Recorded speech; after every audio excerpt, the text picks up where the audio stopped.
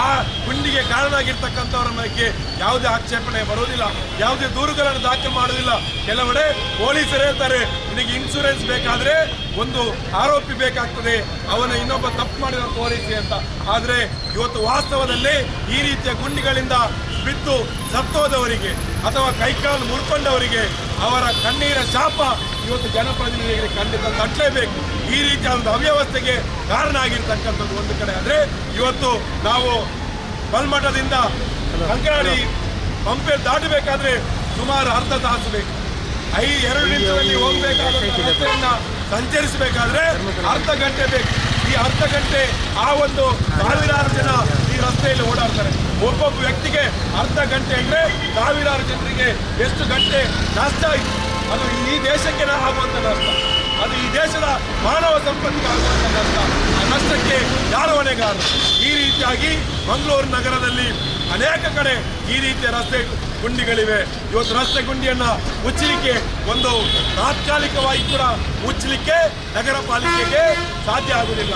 ಅದನ್ನು ಪ್ರಶ್ನೆ ಮಾಡಲಿಕ್ಕೆ ನಮ್ಮ ಜನಪ್ರತಿನಿಧಿಗಳಿಗೆ ಸಾಧ್ಯ ಆಗುವುದಿಲ್ಲ ಅಂತಾದರೆ ಇವತ್ತು ಬಿದ್ದು ಸತ್ತೋಗ್ತಾ ಇದ್ರು ಕೂಡ ಇವತ್ತು ಮೌನ ಆಗಿದ್ದಾರೆ ಅಂತ ಹೇಳಿದ್ರೆ ಡಿವೈಎಫ್ಐ ಅದನ್ನು ನೋಡಿ ಕೂತ್ಕೊಳ್ಳಿಕ್ಕೆ ಸಾಧ್ಯ ಇಲ್ಲ.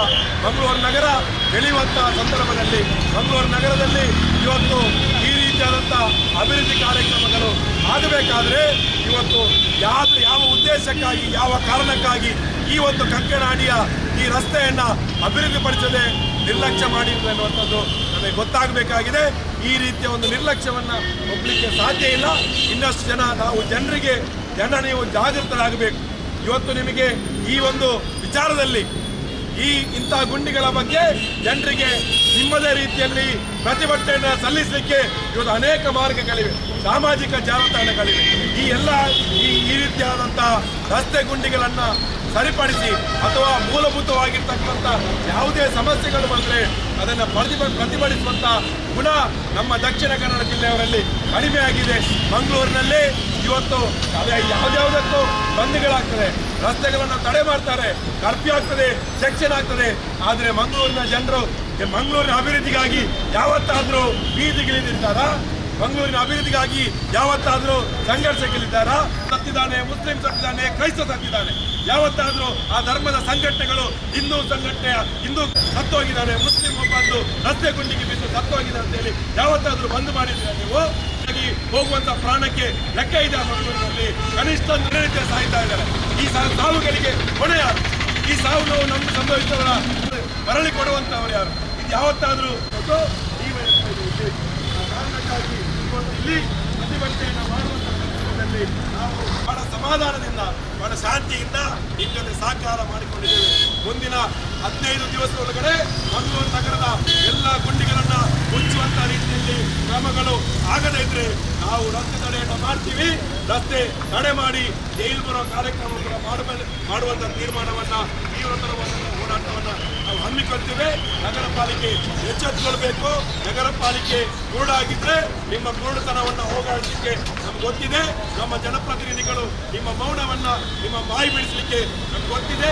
ಇಲ್ಲಿನ ನಿಮ್ಮ ಜನಪ್ರತಿನಿಧಿಗಳು ನೀವು ಓಡಾಡುವಂತಹ ರಸ್ತೆಯಲ್ಲಿ ಈ ರೀತಿಯಾದಂತಹ ಗುಂಡಿಗಳು ಬಿದ್ದಂತ ರಸ್ತೆಯಲ್ಲಿ ಯಾವುದಾದ್ರೂ ಕಾರ್ಯಕ್ರಮದಲ್ಲಿ ಒಂದು 2 ದಿನ ಆ ಕೂಲೂರು ರಸ್ತೆ ಇವತ್ತು ರಾಷ್ಟ್ರೀಯ ಹೆದ್ದಾರಿ ಯಾವ ರೀತಿಯಲ್ಲಿ ಗುಂಡಿಗಳಿಂದ ತುಂಬಿದೆ.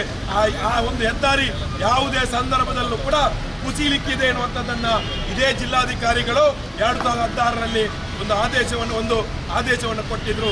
ಅದನ್ನು ಮುಚ್ಚಬೇಕು ಅನ್ನುವಂಥದ್ದು. ಆದರೆ ಅದರಲ್ಲಿ ವಾಹನಗಳು ಸಾಲಾಗಿ ಅಂದರೆ ಇರುವೆ ಹೋಗುವ ರೀತಿಯಲ್ಲಿ ಬಹಳ ನಿಧಾನವಾಗಿ ಸಾಗ್ತಾ ಇದೆ.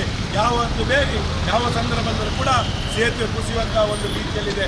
ಇಂಥ ಸಂದರ್ಭದಲ್ಲಿ ಈ ಒಂದು ಪ್ರತಿಭಟನೆಯನ್ನು ಮಾಡಿರ್ತಕ್ಕಂಥ ಡಿವೈಎಫ್ಐನ ಸಂಗಾತಿಗಳಿಗೆ ನಾನು ಅಭಿನಂದನೆಯನ್ನು ಸಲ್ಲಿಸಿ ನನಗೆ ಮಾತನಾಡಲಿಕ್ಕೆ ಅವಕಾಶ ಮಾಡಿಕೊಡ್ತೀನಿ.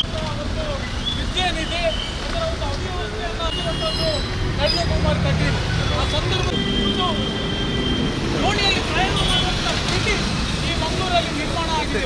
ಸಂದರ್ಭದಲ್ಲಿ ಸಂಸದರ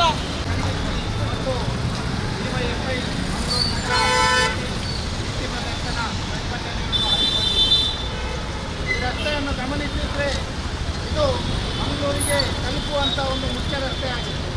ಏನು ಪಂಪೇರಿನಿಂದ ಕಂಕನಾಡಿ ದಾರಿಯಲ್ಲಿ ಬಹಳಷ್ಟು ಜನ ಈ ರಸ್ತೆಯಲ್ಲಿ ಪ್ರಯಾಣಿಸುವ ಹಲವಾರು ವೆಹಿಕಲ್ಗಳು, ಹಲವಾರು ಜನರು ಈ ರಸ್ತೆಯಲ್ಲಿ ಸಂಚರಿಸುವ ಒಂದು ಪ್ರಮುಖ ರಸ್ತೆಯಾಗಿದೆ. ಈ ರಸ್ತೆಯ ಮುಖಾಂತರ ಜಿಲ್ಲೆಗೆ ಬೇರೆ ಬೇರೆ ಕಡೆಯಿಂದ ಇಲ್ಲಿಯ ಆಸ್ಪತ್ರೆಗಳಿಗೆ ರಸ್ತೆಯ ಈ ಟ್ರಾಫಿಕ್ನಿಂದ ಅವರು ಶಾಲೆಗೆ ತಲುಪುವುದು ಅಥವಾ ಬೇರೆ ಬೇರೆ ಅವರ ಕೆಲಸಕ್ಕೆ ತಲುಪಲಿಕ್ಕೆ ಬಹಳಷ್ಟು ಕೇವಲ ಮಂಗಳೂರಲ್ಲದೆ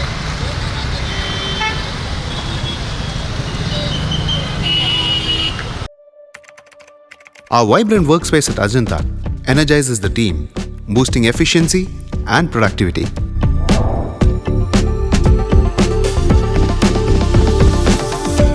Well-designed modern conference space for important presentations with top-notch amenities, fueling our growth.